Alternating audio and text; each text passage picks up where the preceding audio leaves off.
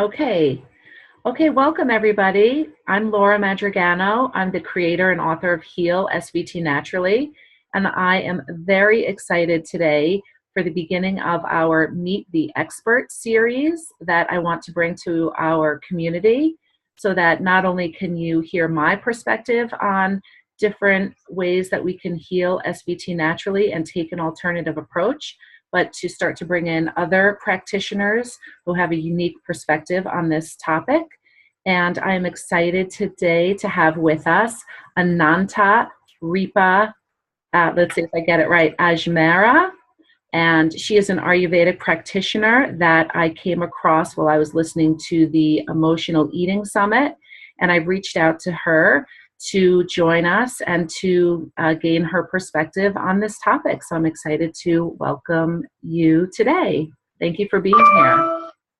Thank you so much, Laura. It's such a pleasure to be here with you. So why don't we start by just, telling us a little bit about you and maybe a little bit about Ayurvedic medicine, what it is, and, and then we can talk more about how we can apply it to the heart. Sure. That sounds great. So I came to Ayurveda because I had really struggled with many years of eating disorders, digestive disturbances, had a lot of trouble sleeping at night, and a lot of inexplicable aches and pains, and a lot of anxiety and emotional pain that was unresolved from some trauma that I had gone through. And I searched everywhere, Laura, to find some solutions to what was going on with me. I read all the books on eating disorders, and I searched the libraries, and I really was very determined to find a way to take my health into my own hands. And I felt that by not eating, I was able to take control over myself, but really it needed to be a broader solution. It needed to be more holistic. I needed something, and I wanted something that would help me with my body, my mind, and address my spirit, not just tell me to eat something or, put some kind of a label on me. And I really found that in Ayurveda. All the Western doctors would say that I was in excellent health, but with all these issues of sleep and digestion and anxiety and stress in my life, I really didn't feel like I was in excellent health. And so when I encountered the system, I was first studying yoga, and then as I was taking my teacher training in yoga, I encountered Ayurveda, and Ayurveda took me so much deeper into healing all of these issues. And so I've really been able to overcome everything, and it's thanks to this incredible science. And so now it's my mission to really do whatever I can to pay forward that gratitude that I feel for all the healing that I've experienced through Ayurveda. So I'm about to release a book in 2 weeks about the 108 different ways that you can benefit from Ayurveda, which have really helped me personally, and which are addressing the body, strengthening the mind, and really teaching you how to free the spirit through this incredible system. Wow, that's amazing. That's so exciting about the book coming out. And I just want to mention, when you tell your story, it really reminds me of my own, in the sense that there were so many different issues. SVT is an accelerated heart rate. And I didn't just have SVT. I also had migraine headaches, and I had constipation, and I had some digestive issues, and I had anxiety and panic attacks. I also had hemorrhoids and fissures. And, I had just sort of like a whole slew of symptoms. So it wasn't just the SVT, but I did notice that when I embarked on my journey, and as I really incorporated, like looking at my digestion and approaching it from that, approach, which was one of many, that many of my symptoms were addressed almost like accidentally. So, that's where it really, most people know my story, but my whole philosophy behind Heal SVT Naturally was like looking for an answer, but knowing that it wasn't just going to be about my SVT, knowing that it had to be coming from a deeper place, like unhealed emotional wounds from the past, and anger and sadness, and what I was eating, and also the lack of, self-care. Why wasn't I taking, more loving care of myself and able to nourish myself on different levels? So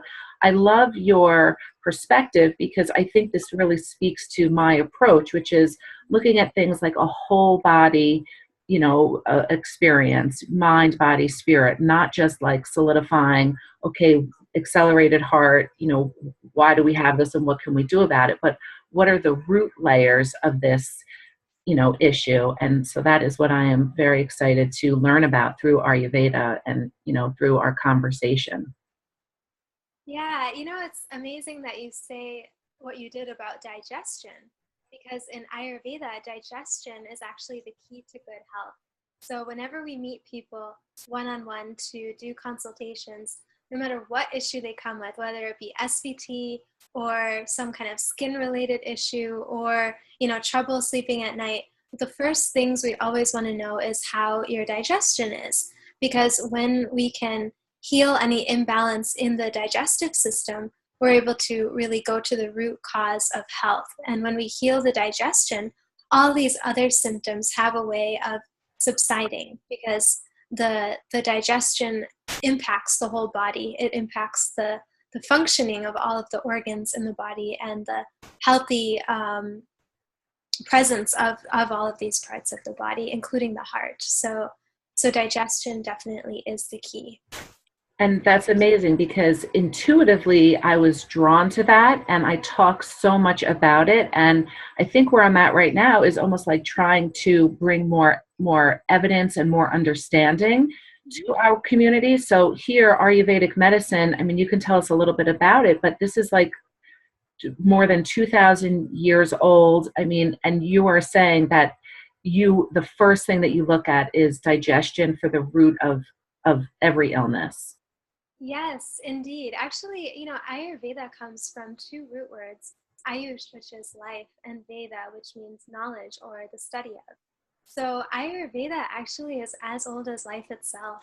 It goes back probably 5,000, maybe even 10,000 years, because it was discovered by some sages in India who had spent their entire lifetimes observing nature and seeing what we can understand from the world around us. Because one of the core principles is that the microcosm and the macrocosm are one. So our individual body and mind interacts with the universal body and mind, so to speak, right? So when the seasons change, when the time of the day changes, our internal state also changes, and even our digestion changes. So one of the practices that Ayurveda really recommends to improve your digestion and therefore improve your overall health is to eat your biggest meal at lunchtime, because the sun is stronger at that time. So then your internal digestive fire, as we call it, we imagine the digestion as being like a fire in the body. It is also strong in the middle of the day at around 12 o'clock. And so when you eat more, you're able to digest more. And we have a very interesting saying that, commonly you'll hear, you are what you eat. But in Ayurveda, we believe you are what you digest. So all of the things that we try to do are to really promote a healthy and happy digestion. And it is something that's been discovered since, the beginning of humanity. It's really the world's oldest healing system. Yeah, that's really incredible. That's really amazing. And so let me ask you this. So when we initially met, you were talking about Ayurveda and how it's about awakening the health from within. Can you tell us a little bit more about that? Yeah. This is an amazing teaching from my own teacher, whose name is Acharya Shunya.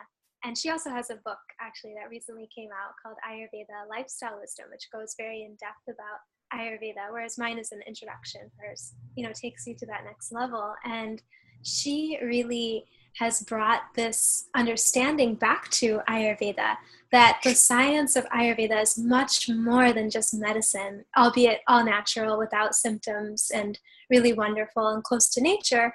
Ayurveda is really about remembering that your true state of being is actually health. So there's a Sanskrit word called svastha, and that word means health. It also means literally to be established in yourself. And so that our own real self, our true self, is actually naturally healthy. And we believe that health is our true state that just gets covered up at times by layers of disease and distress and, getting distracted by all of the noise and the negativity in the outside world. But we have the opportunity and the ability through the practices of Ayurveda, which return us to nature, which restore our connection with the natural world, to really tune into that true state of being, which is health itself. That's incredible. So so you were saying like the first place that you would look would be at people's digestion, right? So that's one of the places. And are there other areas that you would look like once you would start to look at the digestion? I'm sure that is a very vast subject, but what are some of the other contributors in Ayurvedic medicine that would contribute to issues, even issues related to the heart? Where else would you look? Laura, I think the question would be better framed as what don't we look at in Ayurveda?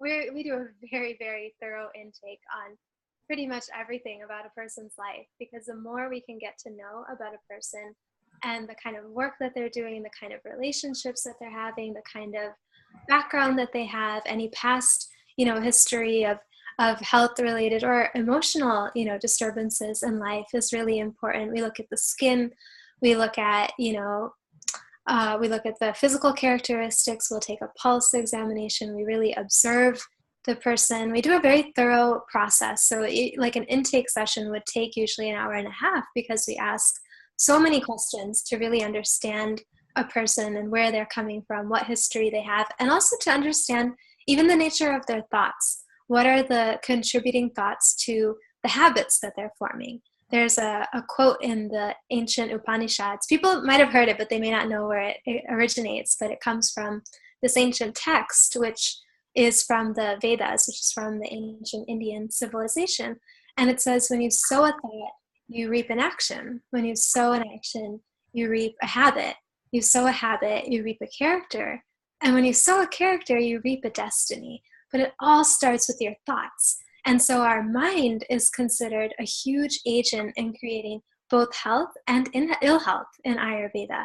So if our thoughts are really positive, if they're uplifting, if they're beneficial to ourselves and to others, then we tend to be in a pretty awesome state of balance. Even if things may be awry, life is more manageable that way, right? If the mind is functioning properly, then our body is also at ease. And I can say that from experience, because eating disorders are definitely very heavily mind-body based. And so for me, it was a lot of like mental stress and worry and fear and anxiety that led to my physical, distress. And so once I was able to go deeper into that and read in the Ayurvedic text that emotions like anger and fear, excessive grief and attachment to the past, all of these contribute to disease, not only of the heart, but especially the heart, and all other types of issues, then it's like, oh, I really got to work on this. I actually had to start with the spirit part in my book. I had to start by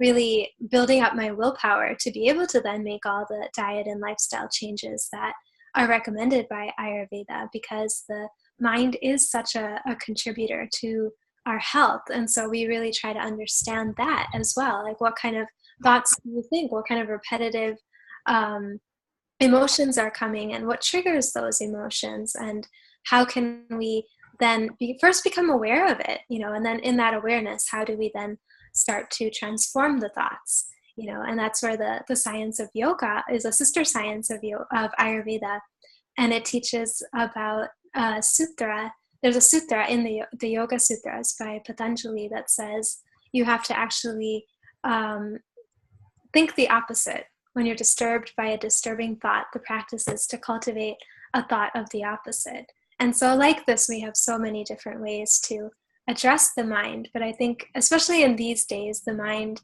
is a very large contributor. And so that can also take a little time to get to know in people what the nature of their mind and their thoughts and emotions and experiences are. But that's equally important, if not even more important, than all of the physical examination that we do in Ayurveda.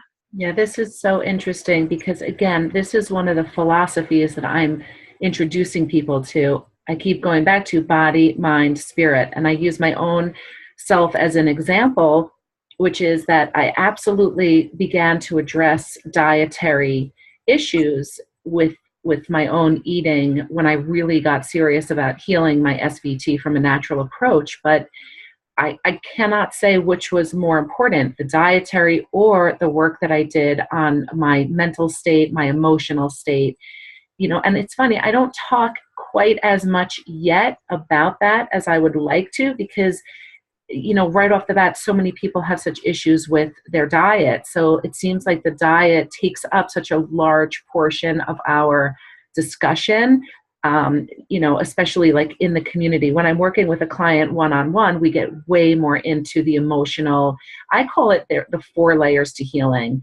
The physical, which will include obviously the diet, digestion, all of that, the emotional, the spiritual, and the energetic. So I like to look at each one of those layers when I'm really helping somebody to address this issue. And in my own, like I said, in my own healing, it wasn't until I really looked deeply, because I think I always was looking deeply at a lot of my thoughts and my feelings and my past. I was always somebody who was open to examining those things, but it wasn't until I really got deep that I started having breakthroughs about the connections specifically to my own self-care, my ability to nourish myself, and really healing very, very deep things from childhood. And I think without that work, I don't really think I would have gotten to the place of balance and healing that I got to, in order to really alleviate my SVT and many of those other symptoms that I described. So I love what you're saying, how, our thoughts are, maybe the most important aspect of all of this. And I really think that that is something that, would be a unique and wonderful, topic to keep bringing into this community, because many people that come to me, they're really just, coming right out of like the traditional cardiology world. They've been to the doctor prescribes medication, beta blockers, and the doctor offers ablation. And then people are afraid of that, or afraid of ablation. So they're just sort of like looking for solutions. And then when they discover, some of the things that I think we're talking about, either they're open to it or they're not yet open to it, but they're still maybe open to learning. So we have people on all different ends of the spectrum. And I think that specifically, introducing the thought piece and your mind, and how much that's a root of Ayurvedic medicine would, is really beneficial for people to start to awaken to.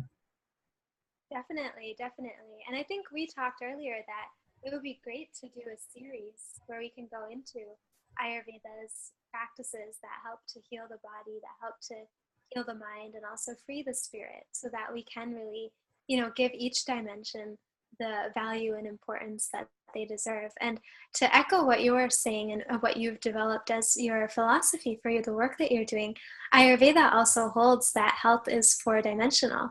So in Ayurveda, we look at the body, the mind, the spirit, and the 5 senses. And that's actually an interesting contribution of Ayurveda, that, what we see, what we hear, what we smell, what we taste, what we touch, all of these things are the way that we interact with the world around us. And they all play a very big role in the kind of health or ill health that we're having. So that's another thing that we examine, is how are people using their 5 senses? Are they being overused? Are they being underused? Are they being improperly used? And how can we, then also heal that dimension of the being?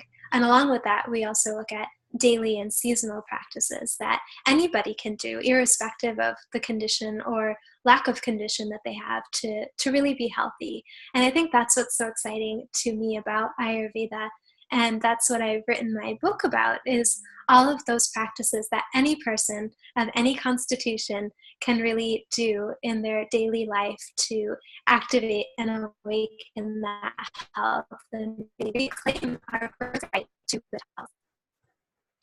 Yeah, that's amazing. I love giving people practical ways that they could apply things. I'm very into the practical piece. I think we're just having a little bit of static for a moment here. So let's see. Can you still hear me okay? Sorry, everyone, just give us a second It's a to see little bit. if we can reconnect. Can you hear me okay? I can hear you. Yeah. Okay, okay, I think our static may have just passed. That was probably for the little interruption. I hear a lot of static on my end. Do you hear it? Okay, one second. Let me just.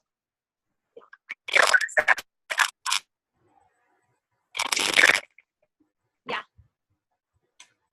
Okay, let's see. Okay, I think it might have passed. Are we back to normal?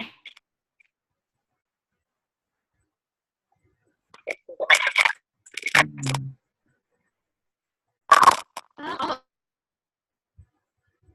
Almost. Let me actually just try closing still. Okay, I think I'm going to pause this recording and stop it, and then we'll restart a new one. Or I'm getting a lot of static and repeating on my end.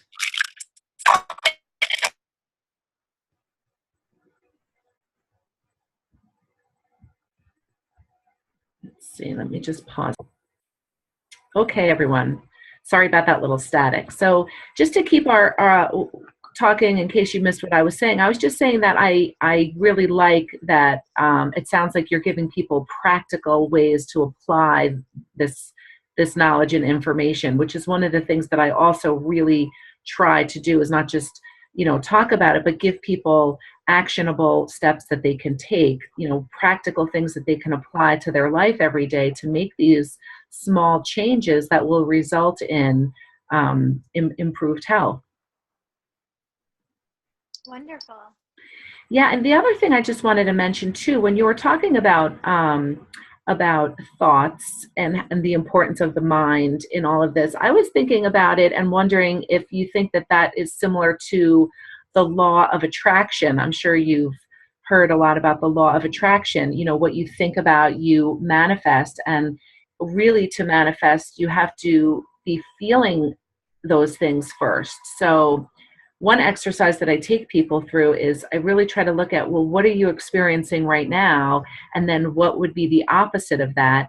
And trying to help people do affirmations and practices that would help them align more with the new thoughts that they, hope to be thinking and aligning with. So that sounds very similar. I feel like we're saying very, very similar things, almost like that Ayurveda is giving me the words for sort of the things that I've been talking about and teaching to people. You're kind of putting it into this, this 5,000-year-old wisdom. And I like that. I like that, many of the things that I've been presenting, you're kind of giving legs to these philosophies.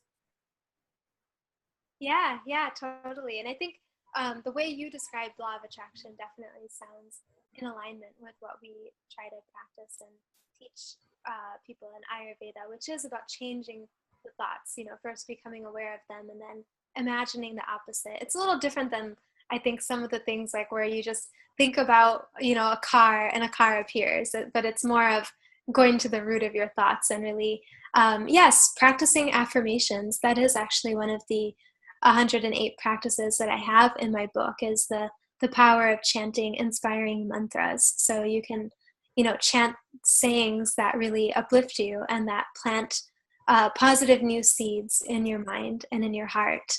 And it's really interesting, Laura, that in Ayurveda, the heart and the mind are actually considered one. So there are these three bioforces in Ayurveda, which most people know Ayurveda by. They're called doshas, and they come from the 5 states of matter, or the 5 great elements, which are ether, air, fire, water, and earth. And these combine in different ways to give us the 3 doshas. So one of the doshas is called Pitta dosha, and it's made up of fire and water. So just like fire has the power to transform when we see it physically outside of us, it also has the power to transform food inside of us, to digest the food, digest our thoughts, digest our emotions. And, when you go even deeper into that, there are 5 subtypes of this fiery bioforce in the body. And one of them is actually called Sadak Pitta, and it lives in the heart, and it's also living in the mind. So what this means is that it really is responsible for governing emotions like anger, like fear, but then also cheerfulness and joy, and cultivating courage, and all of these qualities that are so closely connected to our emotional heart. So it's both governing the physical heart, allowing the cardiac functions to run smoothly, and it's allowing us to develop our higher mind, which are the qualities of patience and endurance and forgiveness, and really practicing compassion for ourselves and for others. And so that's just one amazing example of how deeply interconnected the mind and the body are, especially at the seat of the heart, which then opens us to the possibilities for elevated and expanded mind, which can really understand the interconnectedness of the world around us, and which can experience compassion for ourselves and for others. And all of these things also are really like the gateway and the opening then for more ease and flow through the body, so that way the prana, or the life force, can travel freely through the heart, and the blood can reach the heart, and without being restricted or constricted in any way. So we really want all the channels to be flowing smoothly in the body. And when we're in a state of ease and mental peace, that can definitely happen, because the mind is like a subtle channel that travels all over the body.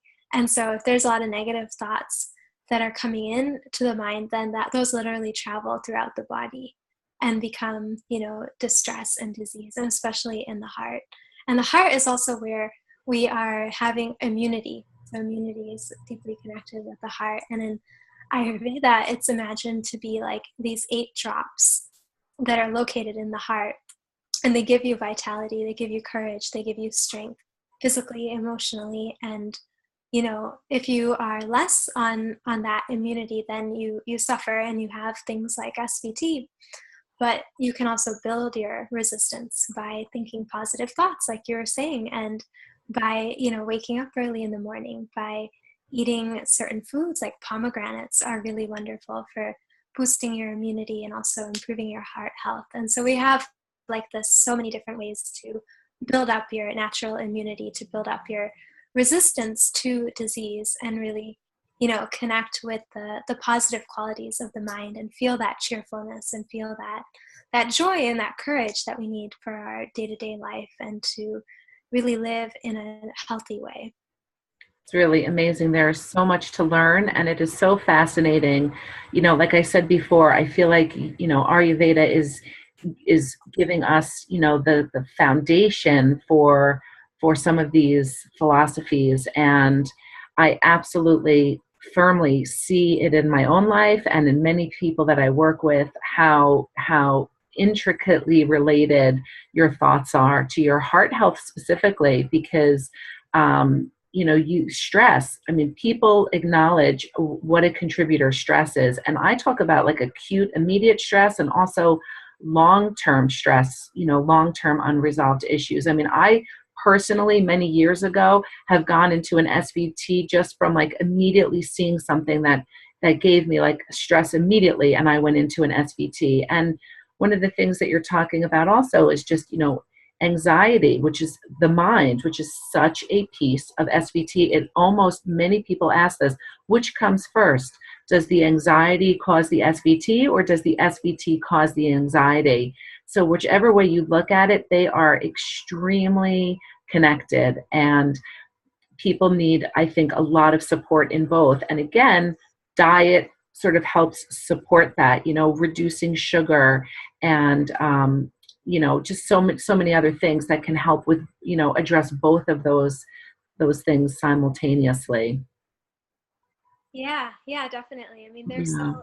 connected. So, whatever you can do to heal the emotions, to heal the mind, it will definitely have an impact on the heart. And then it gives you the strength to make all these changes, to the diet, and to the lifestyle, because that can be a little bit more work. You have to go to the grocery store, you have to start making different choices, and it's more of a practical logistical thing. But when we can really go deep, dig deep, that's one of the core lessons of Ayurveda, then we're able to access that ability to then do all of the things that are needed to do. So I think it's a great place to start, with the mind.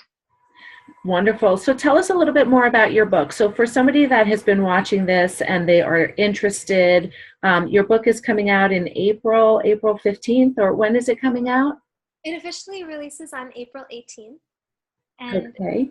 full color illustrated book. So there are a lot of beautiful photos, and each page basically gives you some inspiration for a practice that you can easily incorporate into your life. And it's written for people who, are looking for answers, just like I was, who have maybe searched everywhere and not found what they were looking for, that want to know, how do I finally take health into my own hands, and, not maybe have so much time to do it, but be able to do it in small steps and in a way that's really affordable and easy on the budget. So all of the practices, are very simple, they're economical, they're natural, they're very friendly and user friendly. So that was the goal of the book, is to really make an easy entry into Ayurveda. There's no quiz. You don't have to figure out what your dosha is or anything like that. You can simply just open to any page and enjoy some inspiration. There's some quotes from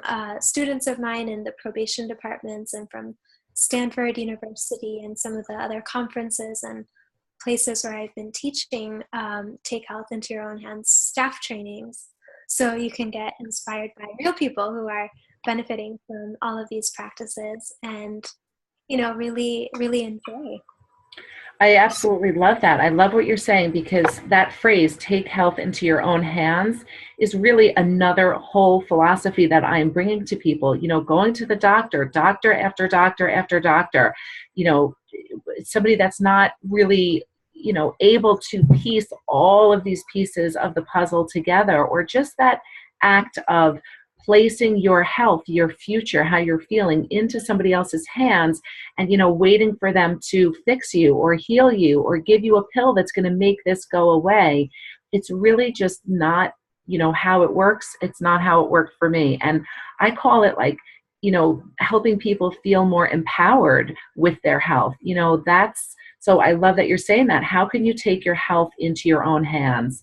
And again, you're calling it Ayurvedic practices, and I like that you're giving people these daily, easy to use solutions. I call it self-care, and I think that this is just such a nice segue. I cannot wait to get your book and learn more about Ayurveda. It seems like, what I also have been searching for, something that supports what I've been after, what I've been doing by taking my health into my own hands and encouraging other people to do the same. And that it is possible. I always say healing is a journey. It's not a destination. We're not just going to wake up one day and our SVT is going to be healed. It's a constant daily, act of making sure that we are taking care of ourselves, because we are sensitive, or we are, already, maybe depleted or coming from a place of imbalance. So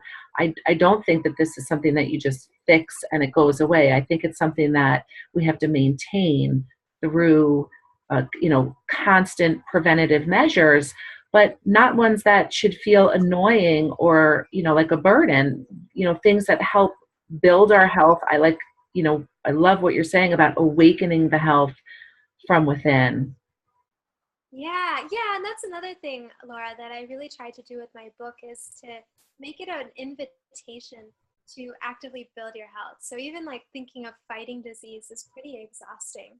So to really adopt this mindset that we're going to make friends with some spices in the kitchen, which will help us in different ways. And we're going to, make friends with this natural world and say hello to the sun in the morning and invite the qualities of the sun into our heart to really make us into a compassionate person, to really, fill us with light and to fill us with strength and courage. And, really like just enjoying all of the bouquet that Ayurveda has to offer in a way that makes it fun also, so it's not like such a drag or so much hard work. And, like in living Ayurveda lifestyle, for me now, like even something as mundane as honestly going to the bathroom in the morning is like an exciting thing, because the elimination is a really good reflection of your overall digestion.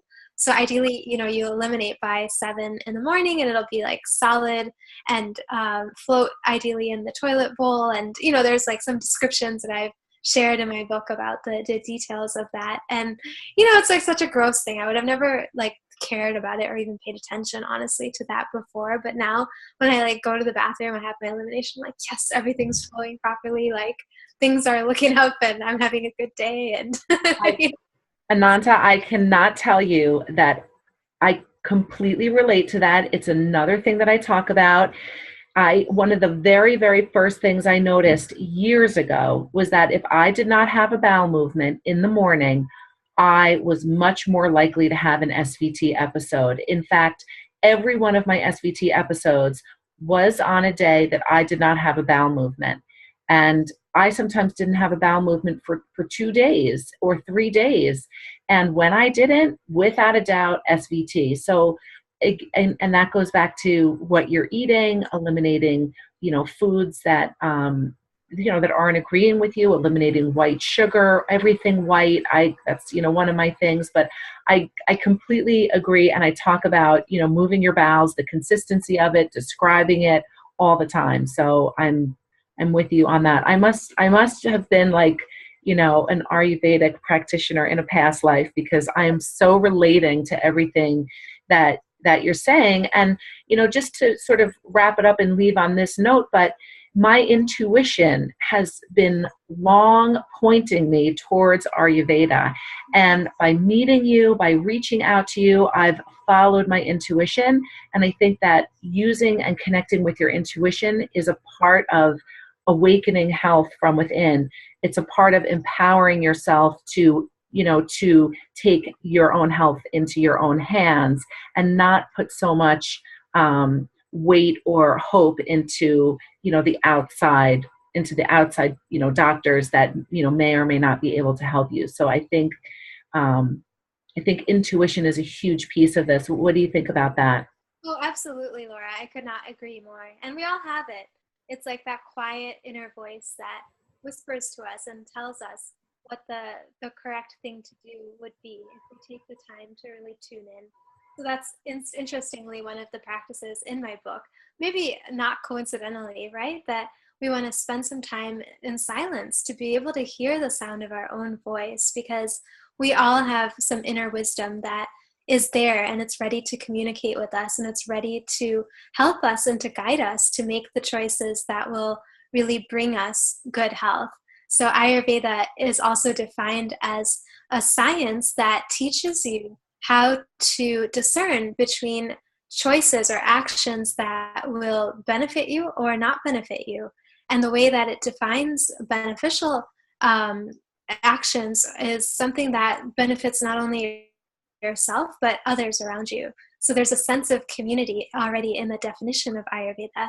So it says how to distinguish between a happy life and a sorrow-producing life. And the way is to really, live a beneficial life so that you heal yourself, and then your presence and your thoughts and your actions then go out into the world around you and really offer light and hope and well-being to all those around you. So It's beautiful. yeah. This is wonderful. I am so glad that we have had an opportunity to introduce Ayurveda to the SVT community. I cannot wait to get your book, and I look forward to creating and offering this series to our community, and also your book. So I'm going to leave the information below on where everybody can find your book and how to learn more about Ayurveda and how to connect with us again. Is there anything else you'd like to add in before we end our call? No, I just want to say thank you so much again. It's been such a pleasure to talk with you. Thank you so much. I look forward to much. I look forward getting your book, to sharing it with our community. your book, sharing it with our community. Wonderful. Thank you. I look forward to sharing more with you coming up as well. Okay, thank you.